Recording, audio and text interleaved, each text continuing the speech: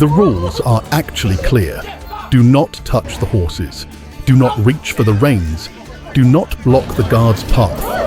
But some tourists stand right next to those signs and still do the exact same things.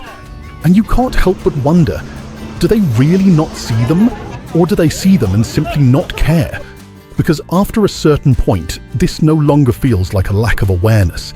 It feels more like the attitude of, nothing will happen to me. The strange part is, no matter how clear the warnings are, some people still want to test the limits. Are the signs really the problem here? Or do some people just ignore the rules no matter how clear they are? The moments when the guards shout firmly at tourists are talked about a lot. Some people even ask, do they really need to be that harsh? But when you watch the clips carefully, you often see the same thing. A line has already been crossed before the shouting begins. Someone blocks the path. Someone steps into the marching route. Someone reaches toward the horse or the reins. So most of the time, that shout is not the first reaction. It is the final warning. Honestly, before accusing the guards of being too harsh, we should probably talk about the behaviour that pushes them to that point. Because these are not staff members posing for tourists. They are soldiers on duty. Some tourists approach the horses so casually, as if they are not living animals at all, but just another prop in the background of their trip. They get right in their faces, they try to touch them, they reach for the reins. Then, when the horse reacts, the debate begins. One side says, the tourist deserved it. The other says, a horse should never bite, no matter what. But maybe the real question is this: are we angry at the horse's reaction, while ignoring the behaviour that caused it in the first place? Because if people did not get that close, did not bother them, did not keep pushing the limit, most of these moments would never happen. And yet sometimes all the blame is placed on the horses. That is the part that feels strange. One tourist crosses the line. Someone immediately takes out a phone. The video gets posted, millions of people watch it. The guards shouting, the horses reacting sharply, the tourist suddenly panicking for a few seconds. These clips spread incredibly fast online. And maybe that is where the problem starts to grow.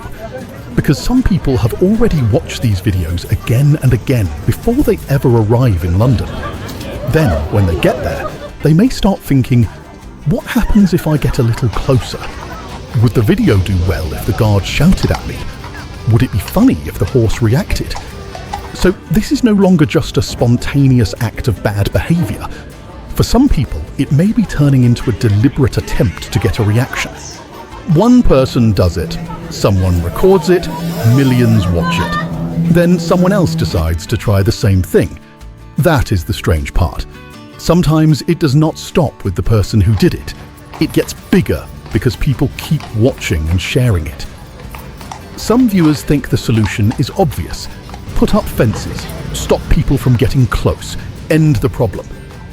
At first, that does not sound unreasonable, because someone who ignores a painted line may only stop when there is a real physical barrier.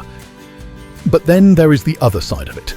If everything is pushed behind barriers, does something get lost from the tradition itself? Part of what makes the Royal Guards so striking is that this tradition happens right in front of the public. You see the horse, you see the soldier, you feel the discipline of it in real time. So should everyone's experience change because a few people refuse to behave? Honestly, that is not an easy question to answer. I think this may be the heart of the issue. Some tourists do not seem to see the guards as soldiers on duty. They see them more like an entertaining part of a London trip.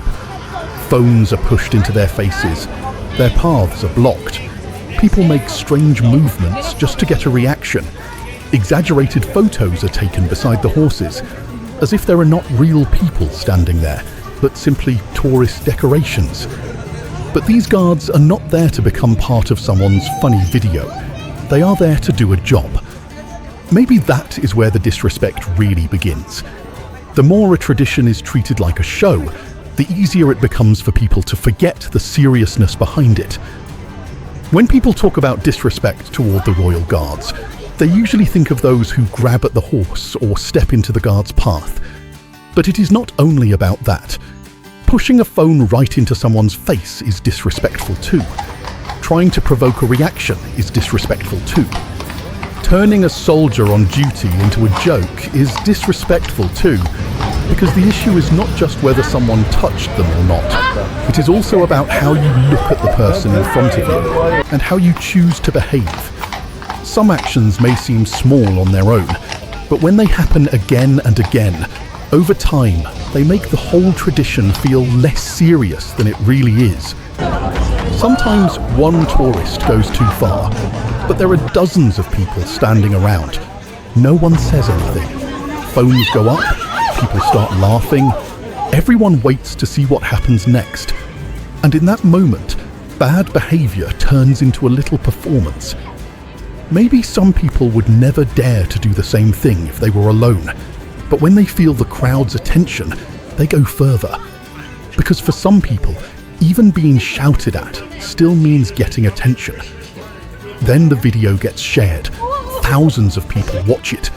And the whole thing becomes less about the disrespect itself and more about entertainment. That is why it is not enough to look only at the person who crossed the line.